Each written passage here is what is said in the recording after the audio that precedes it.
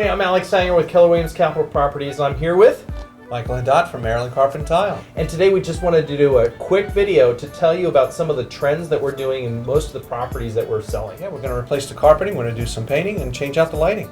And if we need to put luxury vinyl, we've got some options here. Yes, lighter version of it. This one's called Limed Coastal Oak by Dean Design Floor. The darker one is called H and Spanish Oak. Now, why do we care about this particular flooring? What is great about this? It's waterproof. It's just versatile. Cats, dogs, all. It's pet proof. What's this color here?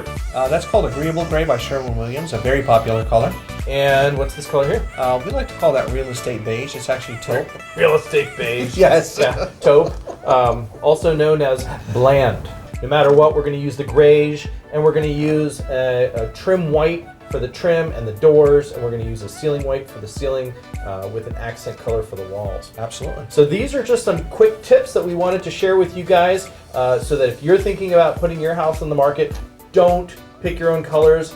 Call us. We're going to help you pick the colors so that you're on trend. This is what's trendy right now, but those trends always change.